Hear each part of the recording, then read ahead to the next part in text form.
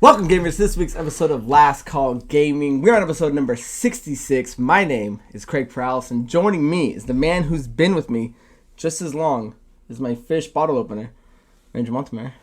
I don't think you guys are going to actually be able to see it, but I just want to say that we're currently right on schedule for when this beer goes out of season. We are. Andrew, you were shopping around. I know this late. My apologies, guys, for the episode being a tad bit late. It's been wedding season. It's been birthday season. Andrew's just getting back from comic book signings. Things are starting to happen again. So apologies for the late episode, but I will give a fantastic shout out to Lane and Veronica King and Pat and Brianna Turco. Those were the two weddings just went to. And another happy birthday to my brother, Gino. And Andrew, before we get into the beers, what comic book did you just get signed? Because I know you had a beauty on there. I went and got my Secret Wars number 8 signed. This has been Torpedo in Las Vegas, where we're members of, the gold members of. And how was it now that kind of COVID is still running around? And Dude, it took like a lifetime to do. Like I don't know what they're doing in the store, but that's a conversation for another time. Okay. So Andrew, so we usually take beers from requests, but as the show was running late, Andrew came down today and we grabbed these, and it is the Sam Adams Summer Ale, the citrus wheat that sits at a 5.3. But as Andrew pointed out, it's got a really cool time. Like whenever you buy it, there's a notch on the month. So this is saying that it's best to drink by November. So we're skating right into that October premium. Oh yeah, that's for sure. I tried looking for other suggestions, so sorry if it's not yours. The place I went to didn't really have anything. Normally they have a lot of stuff, so this is just kind of what I grabbed.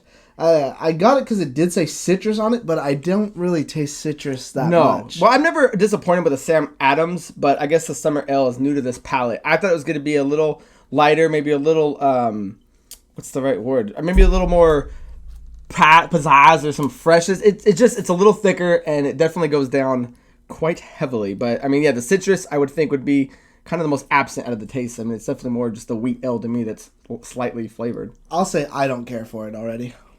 Yeah, I don't hate it, but I definitely wouldn't get it twice. Yeah. You know, after today, of course. So that is the beer we're drinking, guys. Make sure you pause, go grab a beverage of choice, and drink along with us. Now, before we move into the actual stories, guys, we like to move our plugs now to the very beginning. So make sure you guys check us out on Facebook, check us out on Instagram, all Last Call Productions. Check us out on Twitter at LastCall PRODZ. And if you guys are interested in the audio-only version of this podcast, check us out on CastBox, check us out on Spotify, check us out on iTunes. We would really like it, and as much as you hear, the thumbs up and the following supports the channels, it really does. So, and if you got friends, tell them about the YouTube and check it out, because we are giving away something, and you'll hear more about that later in the episode. So, we are ready to dive in to the first story, and Andrew brought it to my attention that the PS5s are finally in the wild. All the big reviewers are getting them.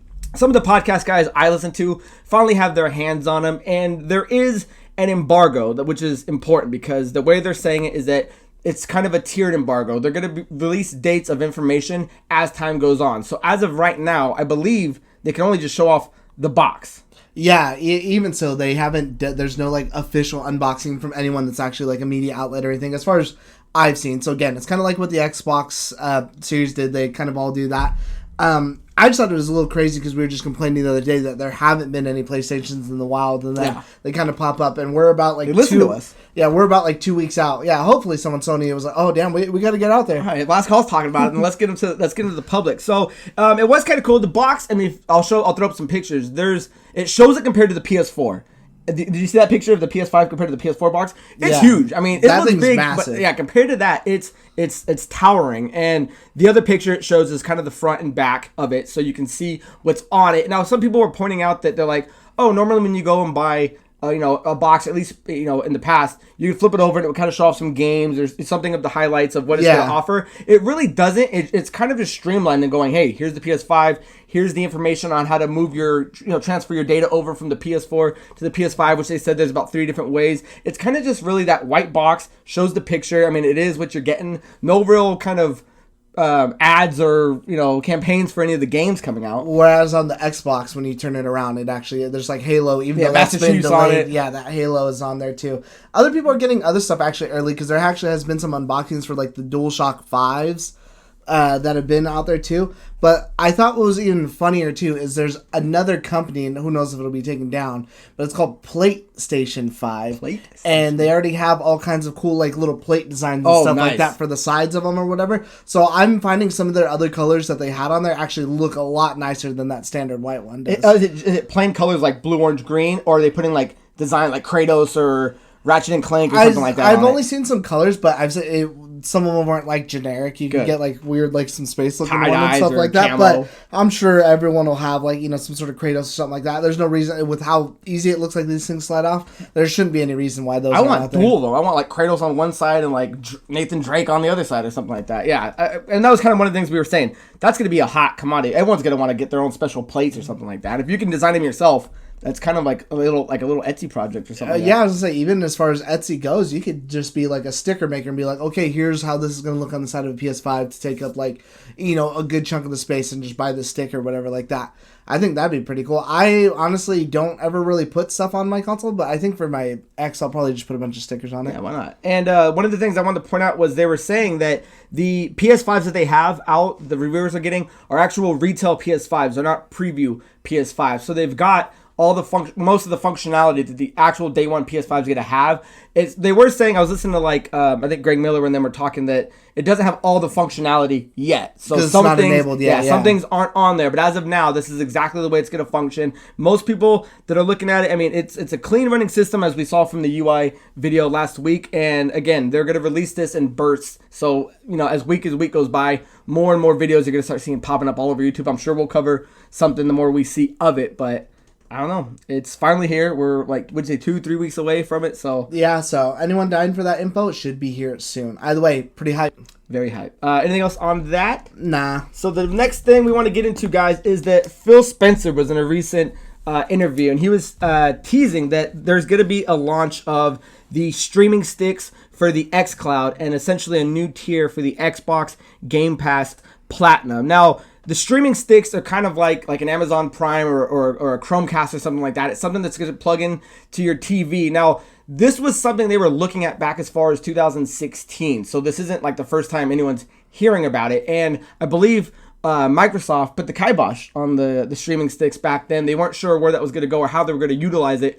Now that we're seeing the Game Pass function the way it is and their kind of business plan of let's put it into as many hands at the cheapest possible point as we can, the streaming stick is now coming back because they're saying that it's going to be tagged with the xCloud, and that's going to be how you're going to play. So it's another way to get it away from being on a tablet or your phone. You can essentially plug it into your TV, start playing with it, and they're also saying it could be bundled with the Game Pass. Now, if you look at like what an Amazon stick generally goes for, I mean, these things run from $29.99 to $69.99, right, depending on the version you're going to get. Right. But that's a new entry point in hardware, essentially, to start playing the Game Pass or do your xCloud. It's not a bad way to do it, and it's a very clever way, I think. It'd definitely be super low entry for somebody who just strictly wants to do streaming, not have any sort of download. If you have a good enough internet, then sure, why not? Like I if anything, again, that's kind of like what the Stadia was supposed to be, except for the Stadia, I feel like kind of fell apart, and it's not really, people mention it, but it's not as big a part of the conversation as it should be.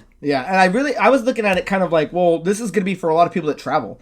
Anyone that starts traveling, you got to go to a hotel room a lot, or you're going to go to a friend's house or something, bring your new stick, plug it in, log in with your account, start playing with it. You don't need to bring around this big old box. And if your entry point's, let's say even if it's $69.99, and then the subscription for the Game Pass, extremely low point. And I'm curious how, if and when they're actually gonna lay it out, because it says he's teasing at it, and he's teased at it in the past. So I would assume, when would you even?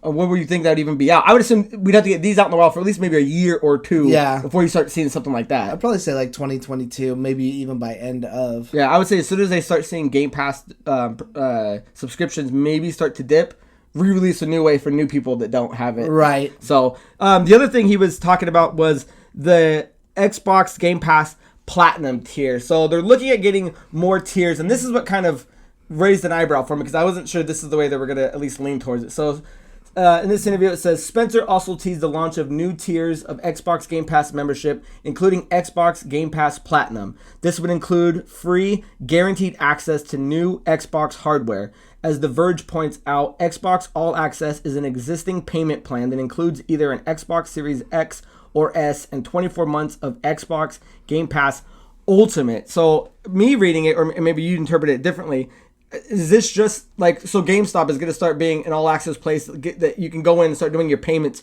for systems.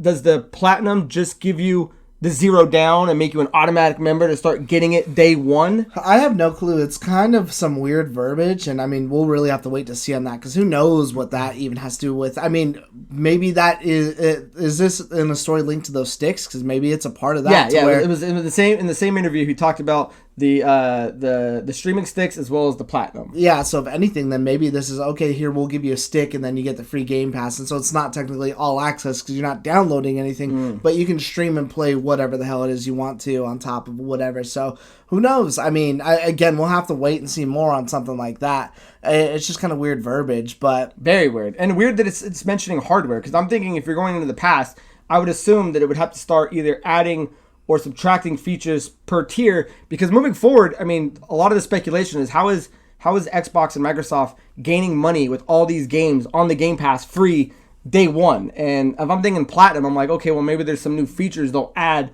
that makes it worth paying more. I couldn't see paying more to get an Xbox day one on a payment plan. I think the Platinum sounds like less to me, like you'd be getting less. But the Platinum comes with the Ultimate, so wouldn't it have to be more? The Game Pass Ultimate, yeah, but I mean, as far as console-wise, maybe they mean a console like, okay, here, we're going to give you this streaming stick. Here's your console for free. You don't pay the $70, $80, whatever the hell it is. Yeah, it's very and you get weird. all the access, so. Interesting stuff. So I want to know what a lot of people, you guys watching, think of that, because I think the streaming stick is very cool. As far as the Game Pass Platinum, exactly like Andrew's saying, weird verbiage, and my first interpretation is that it'd be something way different. It'd be more perks and stuff within the Game Pass itself, not something anything to do with hardware or something like that. I just really like the idea, especially around this time of the year, of just being able to travel and not having to take my console with me. Yeah. Because there are times, like, I stay up a lot later than everybody else does usually. I'm, like, a nighttime person. So when I'm up late, I'd like to play or whatever, when my family's all sleeping. So, just pop in that little thing and be able to go. Yeah, not burn as much electric running on your fucking system. Even still, I don't want to have to carry this big-ass fucking... Or you just move it room to room. Family comes in, takes the big TV in the living room, pop it out, move it to a bedroom or something like that. So, right. Very cool idea, and I'm curious if any other people like Nintendo or Sony are looking at things like that, because I think that is something to consider in terms of putting numbers out there.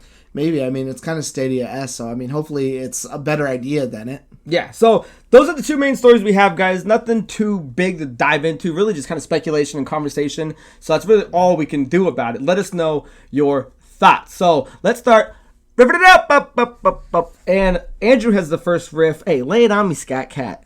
So my riff is that iOS finally has an Xbox app now that will let you stream to your Xbox. And what that is it's not like it was before where you could stream individual games. This is not a part of the xCloud where you're just, again, streaming individual games, because Apple came out and they said, no, you can't do that, because, again, they want to be able to take their cut of whatever is being purchased on there. So the way to get around that is what Microsoft essentially has made it do, is that you can stream pretty much your phone, your Apple device, whatever, acts like your TV, and your console just turns on. And so I could be at work and I can play whatever I want to. I can take full control of my console. In a way, I kind of like this a little bit better, because then I'm not limited to what games I could play. Because before, you could only play whatever games are on the xCloud. Not everything was on the xCloud. Whereas now, I could play like Call of Duty Warzone if I wanted to from work. I could play Yakuza, even though I'm sure Yakuza was a part of those games that could have been streamed.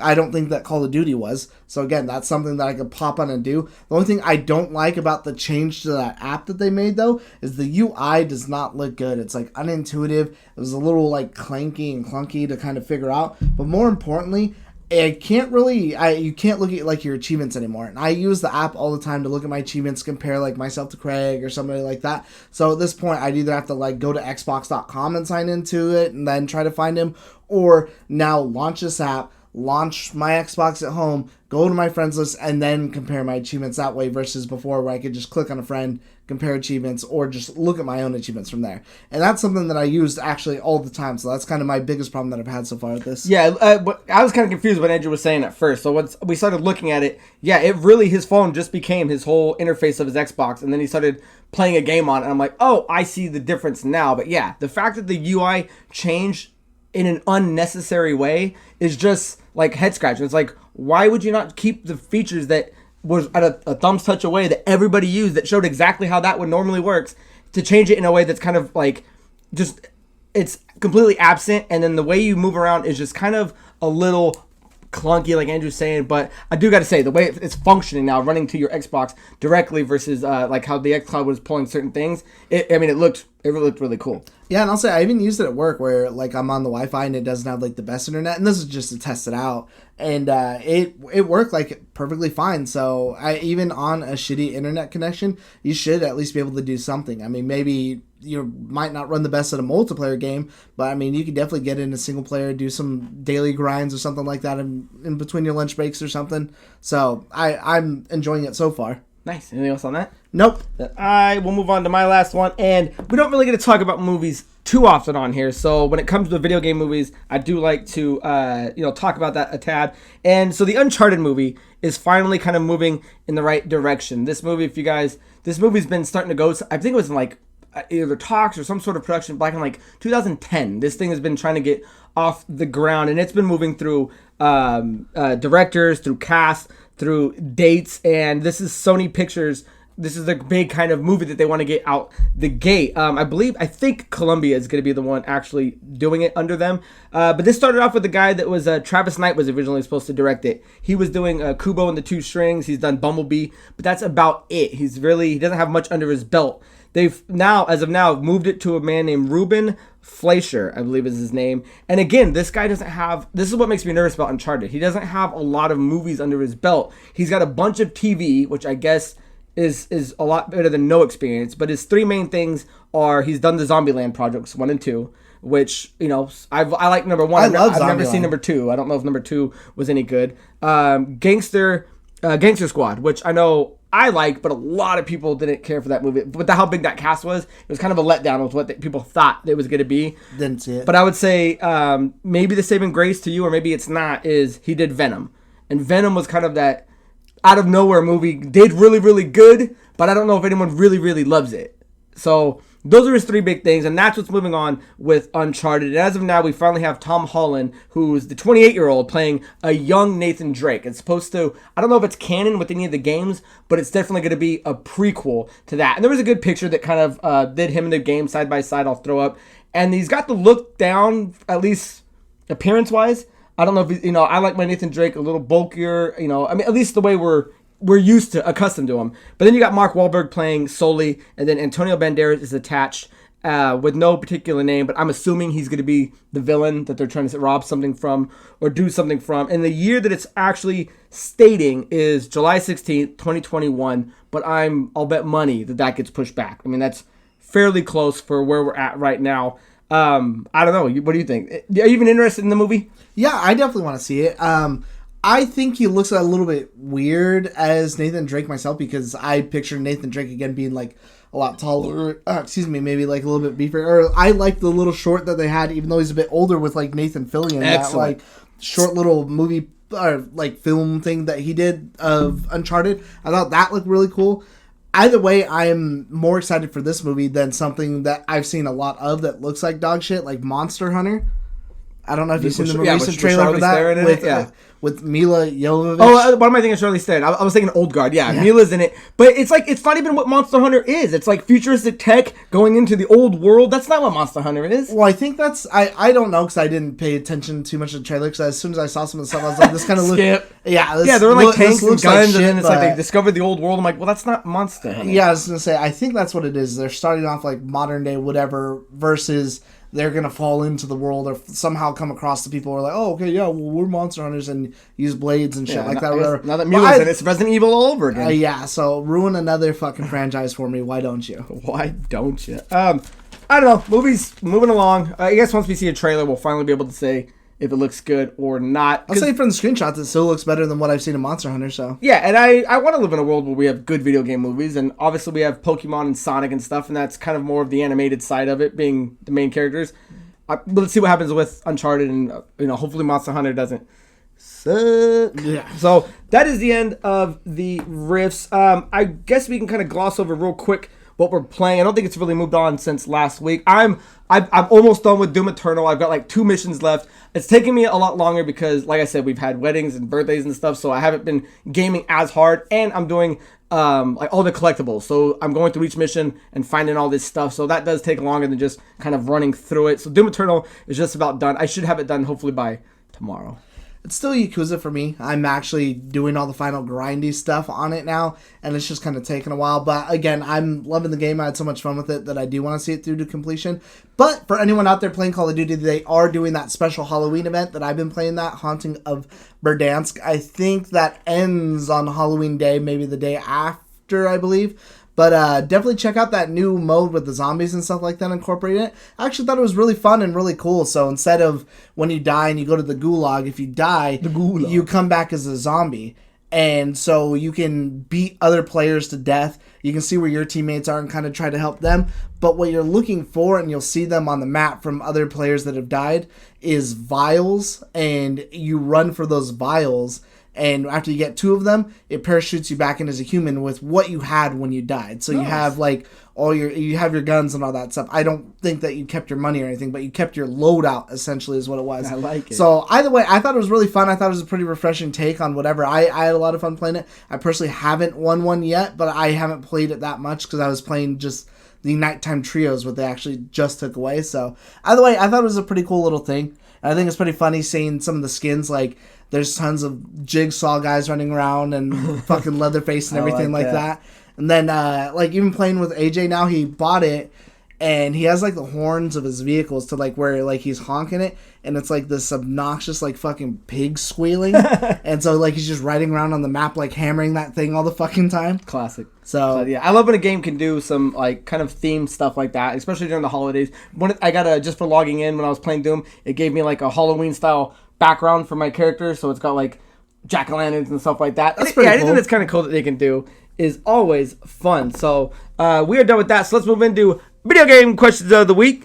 And first question comes from Abenstein, and he says, #NextGen. I've been getting more into trophy hunting lately, and I'm really enjoying it. If applicable, what was your guys' favorite game to get all the achievements or trophies on?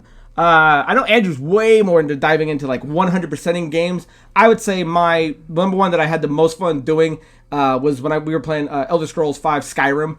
That was a lot of fun, and that was a good one. I would say, yeah, that'd probably be the game I like having the most fun on that I 100%ed. One other game that I really liked, I believe you did it too, Child of Light was a really fun game. Yeah, that was a good one. I really like playing that one, but I know you got a couple other ones. Fun-wise, actually, I thought Resident Evil 3 was actually really fun to do. And that just came out this year, 100%ing that one was great. As far as, like, favorite to do, would probably be Dark Souls 3 for me, just because of how hard that game is. I actually 100%ed all 3 of the Dark Souls, and so that's kind of like, even if you go to my profile, that's what I've like pinned on there, is like 100% all whatever on there. So that's kind of more like an accomplishment. Like, I put in the work, I fucking got my ass kicked, I went out there and did the thing. So I actually, that's my favorite one that I have. I thought maybe Sekiro would have been, but more fun doing Dark Souls? When I talk about, I kind of count Sekiro into that. 'Cause if anything, Sekiro was fucking harder than Dark Souls to do, because that final boss kicked my... I've never done something so hard. That was the hardest fight. So I kind of grouped those ones together, because it's all made by, FromSoft. Nice. Next question, and thank you for the question, and leave yours down below. I don't know if you've hit maybe 100% or you're working on one, because a lot of times, because I can have a hard time repeating games if it needs something. I get to like a lot where there's only 4 or 5 left, and I'm like, time to move on to the next game. So a lot, like when we were playing Final Fantasy VII, we both stopped at like the money one, and the other one I'm like, I don't have time to fucking sit there and grind this thing out. I'm done with it. We're 98% done. I'm moving on. Do you remember what your first 100% was? On Xbox One, it was Max Curse of the Brotherhood. And if it was on the 360, because me and Gino shared our old game, I think it might have been Fable or something like that. I think it might have been Fable. I'm trying to think of old games in the 360 era. Oh, maybe it was, no, because that was Xbox. I didn't do achievements. Yeah, I think it might have been Fable, or Fable 2 would have been the first one I 100% on 360. I think mine was either Oblivion or Fallout 3, because that's kind of when I really got into I know Gino 100% at Oblivion. Yeah, so yeah, that's when I really got into achievements. I know I have over 1,000 on it. I just don't know if it's all the originals for that one. I'm pretty sure I did all the originals for Fallout 3, so I would have to say it's one of those two for me. Yeah, see, even like BioShock, a game that I love, one of the achievements is going back and playing it like on New Game Plus, and I never go back and play the game twice in a row. Even though I know you play like Resident Evil's game after game after game. I'm like, dude, I can't. Those are a little more meant to speedrun than Right. I don't do like a can't play another 40-hour game right afterward. Devil May Cry is the same way. Beat it on this mode, and this one's like, no, thank you. Yeah, same with I think Final Fantasy VII, the remake. It's play it on hard. Yeah, and I'm not going to beat the game on normal and then go back and do it on hard. Like, no, that's because there's no way to run through that. Yeah, you got to pick and choose your poisons. But thank you for the question. Next one comes from AJ Gardea. What is the first game you guys are going to download and play on the next gen console when you get it? I would assume because we share our Xbox would be Valhalla. I'm talking next gen game. Because it comes out day one. We'll get the Xbox Series X and we'll do AC Valhalla. Yakuza 7 first? Yeah. No, he'll do. Well, I guess he will. I'm doing Valhalla. I figured we'd jump into two different games so we could have two different things to talk about. As much as I want to play those other ones, the only reason I could stand you still have it downloaded. The only reason I could play. Yeah, the only reason I could stand to do two Yakuzas back to back is because this one's plays like an RPG, so it's a completely different play style than the other one. So I'm like, okay, cool. I'm not just doing a fucking huge beat 'em up or some annoying thing or whatever. So I'm gonna go Yakuza Like a Dragon for me. Nice. And Assassin's Creed Valhalla will be for me. And the PS5 we are getting secondary, and I would say Miles Morales. If I don't, because I'm probably gonna get it on PS4 anyway, day one. So Miles Morales might not be my first PS5 download, but the Sackboy Big Adventure will probably be the first PS5 game I would like to play. That looks pretty fun. Unless by the time we get it, Ratchet and Clank Rift Apart is out, then maybe that one first. But if we get the PS5 close enough, like before December's up, then I would probably say Sackboy Big Adventure. The only reason I would get it would be probably for Demon's Souls, and so that would be my automatic one. There you go. And the last question comes from Connor Malone. Now, Connor, I know you've been catching up with us, and you've got a question from a few episodes back. So I'm going to slowly start sprinkling those in our moving forward episodes so we can get to all of them. I just didn't want to, dogpile it with all of your questions. I was almost going to make a section called Connor's Corner, and we're just going to catch up. Maybe we'll do that on the next one. We'll just catch up on all Connor's questions. But Connor writes, hashtag next gen, woohoo! Europe is included. That's for the contest. Yes, it is.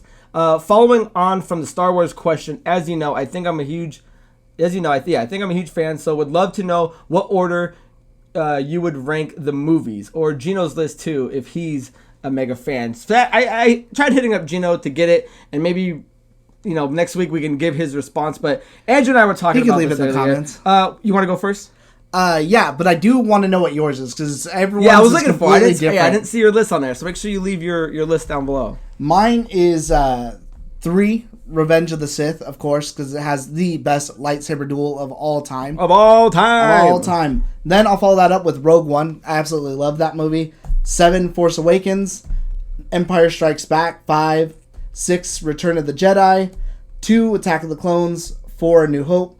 9, Rise of the Skywalker. 1, Phantom Menace, and then The Last Jedi being the worst one. So I'm kind of more partial to the new ones, but I do appreciate some of the older ones. Yeah, I think me and you have only one movie in the same spot. So mine goes number 1, and I go back and forth on my 1 and 2. Empire Strikes Back, Return of the Jedi. Catch me on the right year, and it's one or the other. But as of right now, Empire Strikes Back, Return of the Jedi, Revenge of the Sith, because it does have the best fight scene. I'd put it in the top 5 of almost all time. No, I watch it all the time. It's epic. It's so epic. Rogue One, New Hope, Rise of the Skywalker, Attack of the Clones, the Han Solo story, Phantom Menace, and I only put it above the last 2 if I'm watching the YouTube Uncheesed version, where they cut out all the garbage, they change some of the dialogue. What's the stupid alien? Jar Jar Binks doesn't talk like a dork. He's got like a cool alien deep voice. Yeah. So and that's the version that's in my head as canon. So I put Phantom Menace, Uncheesed version, and then The Force Awakens, and then Last Jedi. I agree is the weakest. I am not a big fan of any of the new trilogy. Parts aside, I do like certain things of them. I like 7. Overall, I just don't think they're better than the prequels or the original. So, but definitely leave yours, because I was hunting around, sniffing around.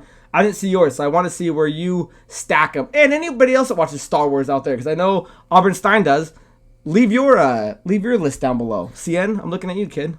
Yeah, I definitely think 7 had the best potentials. I think it started off strong. I actually really liked it, and I was excited for the rest of the movies, and then they just It did, and what it suffered from was switching directors, moving through storylines, Kathleen Kennedy not being able to hammer down what direction they wanted to move in, and it suffered for it. I mean, George Lucas knew what he was doing with 4 through 6, and he knew what they were going to do from 1 through 3, and you have a coherent storyline. 7 through 9 is just it's just too all over the place for me to consider to be one of the greats, even though I think it had the potential to be one of the best, especially bringing back all the old cast it definitely and had the stuff like potential that. Yeah, for it, you for bring sure. Mark Hamill and Leia, and you got Harrison Ford back in there. All good stuff. So, guys, a quicker episode because it's all we had to talk about today. But make sure you guys, I guess we'll just jump straight to the video. We are giving away a couple of prizes. So, guys, as of right now, take a look at what we're giving away.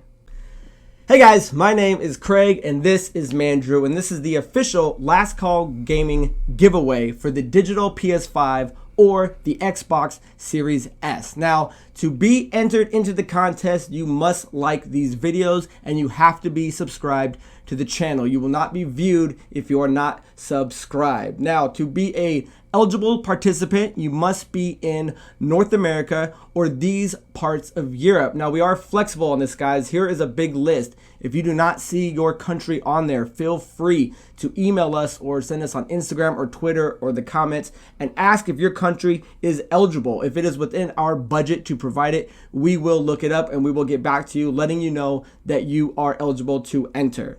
Also, guys, if once you win, you have 1 week to respond. So if you hear your name being called on episode 69 that you are the winner, you must reach out to us, because if we do not hear from you, we're going to keep doing the contest until we actually hit the person that has one that's reached back out to us. Now, the way you enter is in the comment section. Leave us a question, leave us any type of criticism, but you have to write #NextGen. That is going to be your entry moving forward in the episodes, how we recognize that you are entered in. Now, the contest is going from episode 63, which has already happened, all the way up until episode 68. Now, what you can do is you can go on all of those and enter #NextGen, and that will give you an entry for each and every one of those. Because on episode 69, which is November 13th, we are going to announce the winners. So by episode 68, the last date will actually be November 12th. You will have till 12 p.m. noon, and that's going to be Arizona time because that is where we reside, and that's the way we're going to base the clock off of, guys. So make sure you follow those simple rules, and if there's any confusion at all, write us, comment to us, because we will get back to you and we will clarify it. But just to reiterate, contest is between episode 63 to 68, and episode 69 will be the winner announcement, which is going to be November 13th. And that is all we have to say for the Last Call Gaming giveaway, guys. Good luck. Good luck. So that, guys, is the contest. Make sure you follow all the rules correctly. Get your friends involved, get your family involved, and be a part of it because we are giving away those. So, moving into the end of the episode, guys, stay tuned to the end because generally we have our little side reel. You get to see a little behind the scenes, but we decided to give a shout out to someone. They had a really cool video. We wanted to give them a note. Andrew actually was the one that was talking with them. Yeah, she actually posted it on this other Facebook group that I'm in called Video Game Fans. Her name is Amanda Jack, and she showed off like her house design. She does she goes all out for Halloween, I guess, and does her house. She has a YouTube channel. There's her 2017, 2018, 2019, but her 2018 video was all like Mario themed, to where it starts off with the Bowser Castle. There's music playing. There's like a water section. Then there's like a huge Nintendo, and we're actually going to use that as a side reel today because I asked her if I could use her video. Of course, we'll link it and then give her a shout out too because I was super impressed with it. I love when people go all out for Halloween, and I just thought it was a crazy cool idea what she did with her home, and I thought it was absolutely beautiful. Yeah, so check it out, guys. So until next time, my name is Craig Perales, and that was Mandrew Montemayor.